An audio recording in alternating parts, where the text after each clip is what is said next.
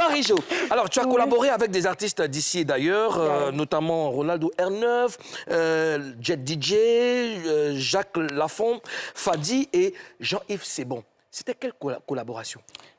Des chœurs et puis du travail assisté. J'appelle travail assisté dans la composition de certaines chansons.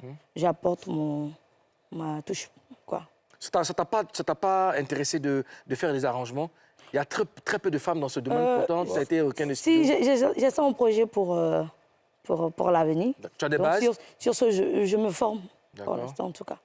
Ce serait bien, ça serait bien. Il n'y a aucune femme dans le... Enfin, il y a pas beaucoup de femmes. Hein. Je sais qu'il y avait Fleur Jazzy, qui était beatmaker à l'époque, qui était chanteuse aussi, je ne sais pas si tu l'as connue. Elle doit être au Maroc maintenant. Elle était beatmaker avec son chéri, Ismo. C'était bien ça. Ouais, c'était vraiment super. Alors Marie-Jo, tu as intégré de nombreux orchestres de différents genres musicaux, tels que jazz, zouk, compas, zouglou, variété, pop, funk, soul. En tout cas, c'est beaucoup, etc., etc. Est-ce que finalement, tu t'es pas assez dispersé? Ouais, quand on finit tout ça, on se perd un peu. Parce qu'on n'arrive pas à déceler dans quel univers on se sent bien. On a envie de tout faire. On ressent le mood, on a envie de proposer des choses. Et moi, je sais que ça me suit jusqu'à présent parce que j'ai envie de tout proposer. Je veux me lever un matin et puis faire une chanson en reggae. Me lever un matin, faire une chanson qui sonne assez décalée où on ressent du jazz, on ressent du blues, on ressent aussi toute la culture ivoirienne et africaine là-dedans. Donc, je ne me donne pas de limites. C'est vrai que c'est pas bien parce qu'à la base, on ne sait pas dans quelle catégorie d'artiste te mettre, mais ça fait de toi un artiste avec grand A, quoi. D'accord. Ozone, tu vas m'excuser. C'est dommage, mais vous aviez le même problème, toi, José, Priscille, et puis les chanteuses à voix. C'est-à-dire que vous êtes tellement talentueuses, vous voulez faire tout, vous voulez vraiment vous exprimer dans tous les genres, et les mélomanes ne perçoivent pas ça de la bonne manière, mais ça reste quelque chose à faire quand même. Moi, je pense, hein, quand un artiste, il a besoin d'éclore, il a besoin de s'exprimer. C'est clair. En fait, c'est pour ça qu'on a besoin de direction artistique, en fonction du milieu dans lequel on est. Et j'ai compris ça quand j'ai commencé à collaborer avec, beaucoup plus avec Monsieur le Juif et Akache, un ami beatmaker qui vit à Dakar, pour dire que c'est vrai, en tant que chanteuse, on a vraiment envie de faire de la musique de recherche, explosive, tu vas chanter vraiment comme on le ressent.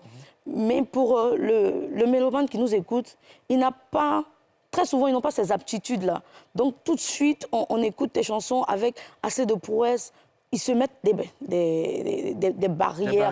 Ça crée beaucoup de blocages. Les mélomanes aussi créent des problèmes aux artistes. Exactement. Parce que c'est à eux qu'on propose des choses. C'est vrai que nous aussi, on se fait plaisir, mais la première personne pour laquelle on fait de la musique, c'est les gens qui nous écoutent. Donc, c'est difficile parce qu'on a besoin de... Est-ce que finalement, on ne va pas leur imposer ce qu'on sait faire et ce qu'on aime faire? Je pense qu'on arrive à imposer au mélomane ce qu'on veut lui dire quand on a conquis son cœur. Donc, à la base, pour pouvoir conquérir son cœur, c'est de lui proposer ce qu'il aime d'abord. Et c'est un peu comme un jeu, quoi. Je te donne un peu de bonbons. Quand tu commences à la paix, c'est ce qui me plaît. Et puis moi, je te donne du citron. Tu vas forcément apprécier parce que c'est un peu comme une reconnaissance, quoi, auditive.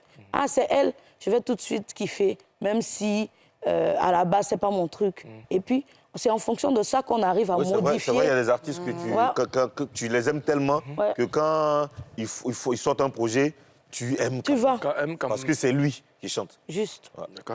D'accord. Alors, en 2019, tu as fait ton orchestre, ton propre orchestre. Jamix. C'était quoi l'objectif et où t'en es où? Jamix, c'était un peu pour montrer le côté professionnel de mes interprétations. Parce que on continue de me solliciter aussi pour toujours dans les interprétations, je ne sais pas pourquoi. Mais c'est bon de savoir que tu as un band sur lequel tu te reposes. Vous travaillez ensemble, vous formez un nœud. Et tu te casses la tête pour trouver des marchés. Et c'est pas maintenant que tu as venu appeler. Toi, tu es disponible aujourd'hui. En fait, c'est tout ce stress-là que je ne voulais pas vivre. Donc, avec les amis, on a essayé de monter un noyau. C'était vraiment très bien parti. Mais comme on dit, au fur et à mesure, chacun cherche sa peau. des propositions avec d'autres artistes, on commence à ne plus être disponible et chacun veut réaliser ses projets. Et c'est mort? C'est pas mort parce que je continue de jouer avec ces gars, mais c'est plus sous cette dénomination-là, Jamix. Okay. Ouais, c'est plutôt Marie-Jo and Friend. C'est pas plus simple.